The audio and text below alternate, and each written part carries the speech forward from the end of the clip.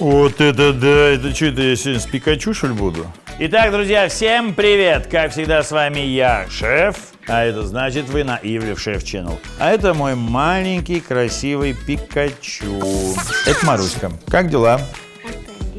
Мы сегодня с тобой не снимаем продолжение нового сезона «Маша и Шеф», но на канале «Пятница» выйдет аж даже 2 сезона продолжения кулинарного шоу «Маша и Шеф». Второй сезон начнется весной, а третий сезон будет, конечно же, осенью. Мась, я сегодня нашим уважаемым друзьям готовлю легкую еду, которую надо есть после Нового года. В Новый год мы же едим очень много оливье, сельдубленки, майонеза, того, сего, колбас, копченостей. И вот после Нового года хочется немножко разгрузиться. Помнишь, мы с тобой были во Вьетнаме? Хотя ты тогда еще маленькая была, да? В Вьетнаме я для себя открыл сыр тофу. Но его называют вообще сыр тофу, но в большей степени это творог. Делается, соответственно, из бобовых. Я сегодня покажу очень быстрый, вкусный, самое главное, нереальный рецепт этой паназиатской кухни. Для этого пригодится то, что есть в холодильнике. В данном случае это свежий горошек, зеленая спаржа, это черри-томат и зеленый лук. Сам тофу. Заправка, кстати, заправка из кинзы, друзья мои. Вы сможете рецепт найти в рецепте паназиатского салата с копченой куриной грудкой. Ну и, конечно же, крахмал и масло. Мне понадобится 2 сковородки. На одной сковородке я буду готовить сам тофу, а на второй сковородке я буду препарировать овощи.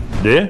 Значит, что нам надо сделать? В первую очередь мы берем тофу. Не каждое тофу может подойти. Лучше всего покупать достаточно яркий и прессованный тофу. Он продается в небольших количествах мест. Очень часто вы можете тофу встретить в таких вот вакуумированных производственных пачках. Вот это не самый удачный тофу. А тофу удобный, тот, который сделан своими руками и продается ребятами, которые понимают, что делают. Для того, чтобы тофу наш был хрустящий, вкусный и интересный, мы его будем жарить в крахмале. И вот здесь как раз очень важно масло налить достаточное количество. Ну, не так прям, чтобы много, но чтобы покрывало дно сковороды, это точно. Теперь очень важный момент. Мы берем тофу и просто-напросто я его обваливаю в крахмале. Лучше всего подойдет кукурузный крахмал. Но ты же у меня тофу пока не ешь, да, Марусь?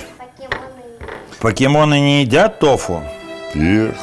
Итак, смотрите, я разогрел масло и опускаю в него тофу. Пока тофу прижаривается, надо контролировать этот момент, потому что он как дранник, как многие другие котлеты и все остальное, может просто-напросто сгореть. Мы не будем заглушать слишком сильно тофу какими-то яркими вкусами, но сделаем вот такой вот салатик. Это будет спаржа тайская, черри-помидоры, зеленый лук и это сладкий горошек. Я его вот так вот порежу не бланшированным, как спаржу, то есть такими вот длинными полосками. И буду его сначала прижаривать на сковороде с бланшированным. Короче, вы сейчас все увидите. Даже Маруся это увидит и сможет заценить. Маруся, а ты уже определилась, кем ты хочешь быть? Космонавтом хочешь стать? Я хочу быть покемоном.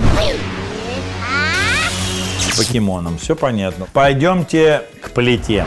Так как жарим в большом количестве масла, творог имеет свойство также немножко впитывать, поэтому мы подготовим сразу же салфетку. Как я уже сказал, тофу жарится в достаточном количестве масла, но не во фритюре, ни в коем случае. Обжариваем тофу с 2 сторон, хорошо, до колера. Вообще, Марусь, это очень полезная еда, независимо от того, что мы даже ее жарим в большом количестве масла, она все равно полезна.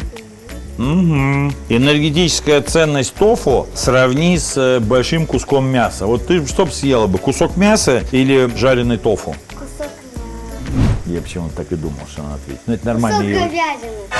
Итак, тофу надо прижарить. Кстати, не надо ждать, пока он прижарится до золотистого цвета. Тофу надо прижарить до хорошей очень корочки, такой хрустящей, яркой. Вот она, видите, сама по себе, вот она появляется. Ничего здесь страшного нету, Марусь. Папа рядом. Это уже вообще не страшно. Но зато это очень вкусно. Посмотрите. Да, когда мы перевернули, например, на другую сторону, масло уже можно выключить, оно иначе будет гореть, крахмал будет гореть. Так и так, сковородки хорошие, масло раскалилось, на остаточном тепле нам будет достаточно прижарить наш тофу и снизу. Поэтому тофу спокойно я убираю. Все, он у меня доходит. Вот он. Слышите, хрустящий какой. И с этой стороны. Это очень вкусно, Марусь. Особенно вот с такой заправкой, которую я сделал. Это вообще взрыв башки. Тофу убрали. Теперь я беру буквально вот каплю масла. Не надо слишком долго ждать, чтобы сковородка нагрелась. Выкладываем. Друзья мои, помните, я говорил, да, о том, что это овощи, и мы их будем делать вместе с нашей заправкой. Так вот, смотрите, помните заправку, которая у нас была с копченой курицей? Добавляем пару ложек заправки сюда, к нам в овощи. Для того, чтобы эти овощи, они сбланшировались, пропитались. Это очень важно.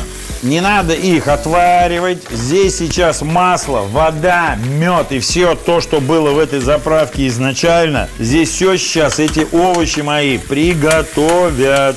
О, аромат. Теперь чувствуешь кунжутное масло? Не корона, бро? Это блюдо. Я могу сказать, что его однозначно надо подавать в глубокой тарелке, потому что впоследствии тофу захочется макать постоянно в этот соус. Теперь наши овощи. Папа, а миска должна быть до тофу глубокая, как колодец? Конечно. Опа, вот так вот выкладываем все. Оставшимся соком поливаем. Вот и все. Шикарное блюдо паназиатской кухни. Хрустящий тофу с заправкой из кинзы, ну и, конечно же, с зелеными овощами. Приятного аппетита! Да? Ух ты! Ух ты! Ух ты!